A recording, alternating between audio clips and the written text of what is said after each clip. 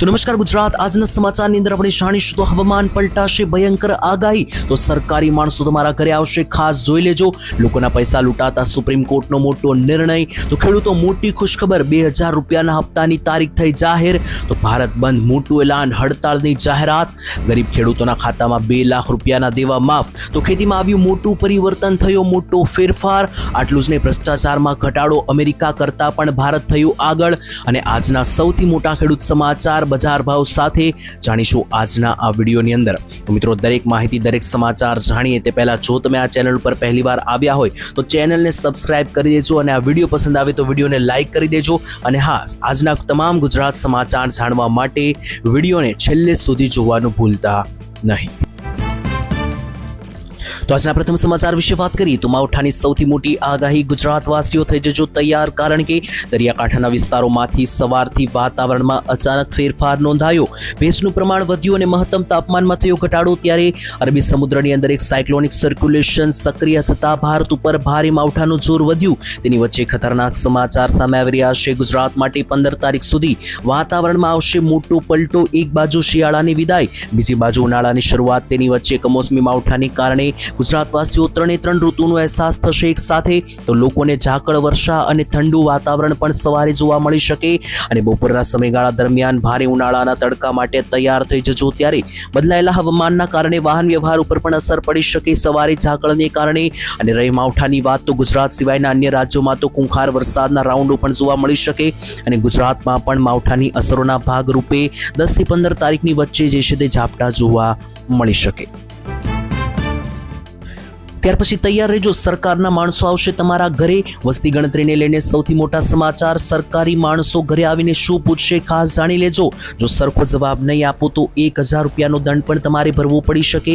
વસ્તી ગણતરી 2027 માટે મિત્રો સરકારે કરી સૌથી મોટી જાહેરાત. સરકારી માણસો તમારા ઘરે આવીને કરશે હવે પૂછપરછ. ત્યારે ગુજરાતમાં 20 એપ્રિલ 2026 થી 19 મે 2026 સુધી હાઉસ લિસ્ટિંગ કામગીરી કરવામાં આવશે. એટલે કે સરકારના માણસો ઘરે ઘરે જઈને વસ્તી ગણતરીના સવાલો પૂછશે અને નોંધણી કરશે. ત્યારે તમારા ઘરે પણ 20 એપ્રિલથી લઈને 19 મે 2026 દરમિયાન ગુજરાત સરકારના સરકારી કર્મચારીઓ આવશે.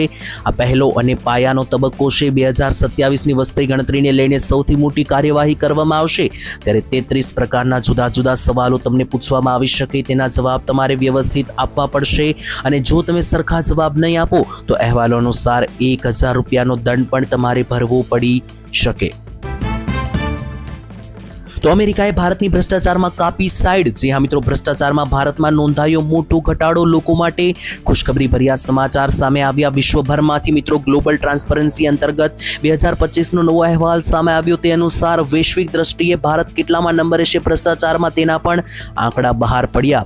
જી હા મિત્રો, ભ્રષ્ટાચારને લઈને ગ્લોબલ ટ્રાન્સપરન્સી કંપની તરફથી વિવિધ દેશોને વિવિધ નંબરો આપવામાં આવ્યા. તેમાં ભારત વિશ્વભરની અંદર ભ્રષ્ટાચારની અંદર 91માં નંબરે જોવા મળ્યું. જી હા મિત્રો, 2 વર્ષ પહેલા ભારત 93માં નંબરે હતું, ત્યાંથી 91માં નંબરે જોવા મળ્યું, જેથી ભારતની અંદર ભ્રષ્ટાચારમાં થયો ઘટાડો. આટલું જ નહીં, અમેરિકા જે છે તે મિત્રો 24માં નંબરેથી લઈને 29માં નંબરે પહોંચ્યું, જેથી અમેરિકામાં ભ્રષ્ટાચારમાં વધારો થયો. બીજા નંબરે ભારતમાં ભ્રષ્ટાચારમાં થયો ઘટાડો, જેથી ભારત માટે ખૂબ જ મોટા સમાચાર. નાગરિકોમાં રાહત, કારણ કે પહેલેથી ભ્રષ્ટાચારને કારણે સામાન્ય જનતાઓની અંદર જે છે તે ભારે ગુસ્સો જોવા મળ્યો હતો.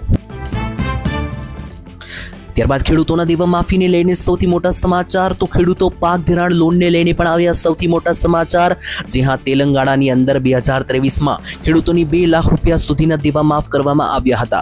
તેને જોતા વિવિધ રાજ્યોની અંદર પણ દેવા માફીની માંગ ખેડૂતોએ ઉપાડી છે. ત્યારે આજથી 2 વર્ષ પહેલા જ્યારે તેલંગાણામાં 2 લાખ રૂપિયા દેવા માફ કરવામાં આવ્યા હતા ખેડૂતોના, ત્યારે ગુજરાતના ખેડૂતોએ પણ માંગ કરી હતી કે તેલંગાણાની જેમ ગુજરાતની સરકાર પણ કરે 2 લાખ રૂપિયાના દેવા માફ. ત્યારે બજેટમાં પણ ગુજરાત સરકાર પાસેથી ઘણી બધી માંગણી ગયા વર્ષે પણ ખેડૂતોએ કરી હતી.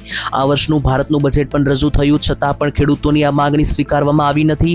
ત્યારે ગુજરાતવાસીઓની નજર હવે ગુજરાતના બજેટ ઉપર છે કે શું ગુજરાતના બજેટમાં ખેડૂતોના 2 લાખ રૂપિયા સુધી દેવા માફીની માંગ થાય છે કે નહીં. કારણ કે જે આંકડાઓ સામે આવ્યા છે તે અનુસાર ગુજરાતના બધા જ ખેડૂતો ઉપર અત્યારે હાલ 56,000 રૂપિયાનું દેવું જે છે તે સરેરાશ સામે આવ્યું.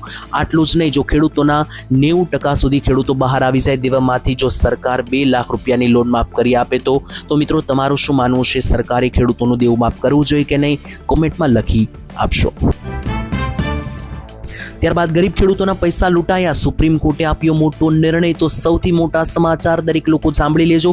સુપ્રીમ કોર્ટ અને આરબીઆઈને લઈને સૌથી મોટા સમાચાર આવી રહ્યા છે. તો ખેડૂત મિત્રો, જો તમારું પણ બેંકમાં ખાતું હોય તો તમારે પણ હવે જે છે તે આ સમાચાર કાન ખોલીને સાંભળવા પડશે, કારણ કે ઘણા બધા લોકો કે મિત્રો જે ગામડેથી હોય છે તેને નિયમો સમજાતા નથી. એવા લોકો સાથે અત્યારે છેતરપિંડી વધતા સુપ્રીમ કોર્ટે બેંકોને કડક સૂચના આપી અને જણાવ્યું કે સિસ્ટમમાં સુધારો કરવામાં આવે, કારણ કે અત્યારે ઓનલાઈન છેતરપિંડી ખૂબ જ વધી રહી છે, જેથી સામાન્ય માણસોને જે છે તે મિત્રો લૂંટવામાં આવી રહ્યા છે. જોવા જઈએ તો ગામડે રહેનારા અથવા મિત્રો જે લોકો ભણેલા નથી તેવા લોકોને જે છે તે મિત્રો નિયમોનો ખ્યાલ હોતો નથી. તો બેંકના નામે કોઈ અજાણ્યા લોકો મિત્રો ફોન કરીને આવા લોકોને ઠગવાનો પ્રયાસ કરતા હોય છે. તો સુપ્રીમ કોર્ટે આરબીઆઈ, બેંકો અને MHAને મળેલી સાયબર ઠગાઈ રોકવા માટે મજબૂત તંત્ર બનાવવાનો આદેશ આપ્યો.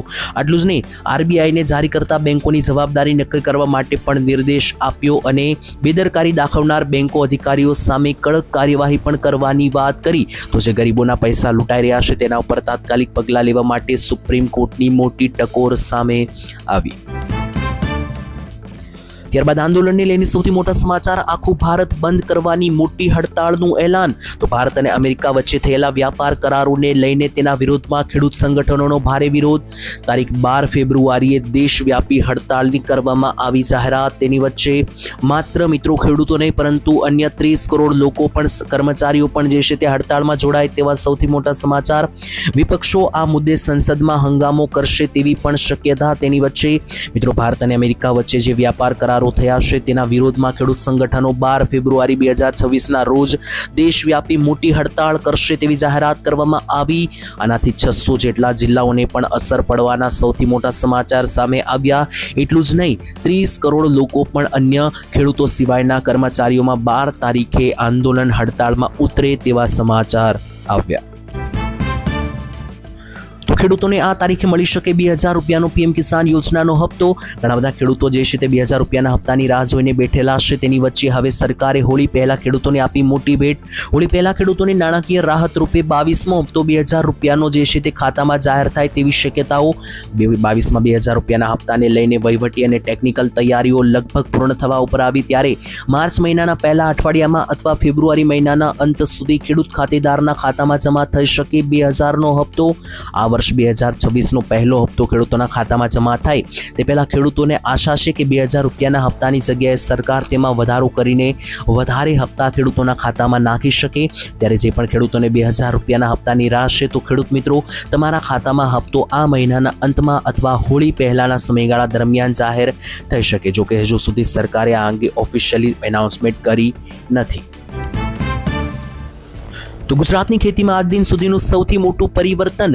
જે હા મિત્રો, લોકો અત્યાર સુધી ઘઉંનો ખોરાક જે છે તે સવાર, બપોર અને સાંજ તરીકે ઘઉંનો ઉપયોગ કરતા હતા, જેમાં રોટલી અને ભાખરી ઉપયોગ કરતા હતા. તેમાં આવ્યો અચાનક મોટો ઘટાડો અને બીજા પાકની અંદર આવ્યો વધારો. તો લોકો જે છે તે ઘઉંને ઘટાડીને કયો પાક વધારે ખાઈ રહ્યા છે તેના વિશે વાત કરીએ તો લોકો આરોગ્ય જાગૃતિને કારણે મિલેટ્સ, ખાસ કરીને જુવાર વધારે અપનાવી રહ્યા છે. વાવેતરમાં મિત્રો જુવારનું વાવેતર જે છે તે વધ્યું છે અને ઘઉંનું વાવેતર ઘટ્યું છે. ત્યારે ઘઉંના ભાવમાં ગયા વર્ષની સરખામણીએ આ વર્ષે 100 થી 150 રૂપિયાનો ઘટાડો જોવા મળ્યો અને ભવિષ્યમાં આનાથી પણ વધારે ભાવ ઘટવાની સંભાવના. બીજી બાજુ જુવારના ભાવમાં દર વર્ષ કરતાં 100 થી 150 રૂપિયાનો વધારો થયો અને હજુ ભાવ વધવાની સંભાવના, કારણ કે ખેતીમાં આજ દિન સુધીનું સૌથી મોટું પરિવર્તન. લોકો ઘઉંની જગ્યાએ હવે જુવાર તરફ આગળ વધી રહ્યા હોવાના પણ સમાચાર જે છે તે વધી રહ્યા છે, જેથી માર્કેટ યાર્ડોમાં પણ ભાવની અસરો જોવા મળી. ત્યારબાદ આજના સૌથી મોટા સમાચાર, ખેડૂત સમાચારની અંદર બજાર ભાવો વિશે વાત કરીએ તો માર્કેટ યાર્ડની અંદર કયા પાકના કેટલા ભાવ બોલાયા તેના વિશે સૌથી મોટા સમાચાર ખેડૂતો જોઈએ તો કપાસના ભાવ 1090 થી 1605 બોલાયા. તેની વિશે વાત કરીએ તો શીંગના ભાવ 1110 થી 1465 રૂપિયા બોલાયા. તેની સાથે મિત્રો વાત કરીએ તો સફેદ તલના ભાવ 1205 થી લઈને 2365 બોલાયા. એટલું જ નહીં, લોકવન ઘઉંના ભાવ 400 રૂપિયાથી 535 બોલાયા. અડદના ભાવ 800 રૂપિયાથી લઈને 1425 બોલાયા. ચણાના ભાવ 900 થી શરૂ થઈને 1045 ઉપર રહ્યા. તેની સાથે સફેદ ચણાના પણ ભાવ 620 થી 1010 રૂપિયા રહ્યા. તુવેરના ભાવ 730 થી લઈને 1590 રૂપિયા બોલાયા. આટલું જ નહીં, એરંડાના ભાવ 1050 થી 1275 રૂપિયા. જીરુના ભાવ 3810 થી લઈને 4200 રૂપિયા બોલાયા. તેની સાથે ધાણાના ભાવ 1600 થી લઈને 2025 રૂપિયા સુધી બોલાયા. તો આ હતા આજે માર્કેટ યાર્ડમાં રહેલા તમામ પાકોના ભાવ. તો આજના ખેડૂત સમાચાર અહીંયા પૂર્ણ થયા, જેમાં સૌથી મોટી વાત આપણે ખેડૂતો માટેની આગાહી વિશે કરી. 2000 રૂપિયાના હપ્તાની તારીખ, ખેડૂતોના દેવા માફ થશે કે નહીં, આ બધા સમાચાર મામલે તમારું મિત્રો શું કહેવું છે. અને તેની સાથે મિત્રો ખેડૂત સમાચારમાં આ સમાચાર જો તમને પસંદ આવ્યા તો વિડીયો તમે કયા ગામથી જોયો અને તમારું નામ કોમેન્ટ બોક્સમાં લખવાનું ભૂલતા નહીં. અને આવા જ ખેડૂત સમાચાર દરરોજ રેગ્યુલર મેળવવા માંગતા હોય તો આપણી આ ચેનલ શું માહિતી ગુજરાતની ચેનલને સબસ્ક્રાઇબ કરી લેજો, જેથી દરરોજ આવા જ સમાચાર સૌથી પહેલાં સવારે 6 વાગે તમને આ ચેનલ ઉપર મળી જાય. તો ચેનલને સબસ્ક્રાઇબ કરીને કોમેન્ટમાં જય હિન્દ જય કિસાન લખવાનું ભૂલતા નહીં. મળીશું કાલે, ત્યાં સુધી ધન્યવાદ. જય માતાજી, જય દ્વારકાધીશ.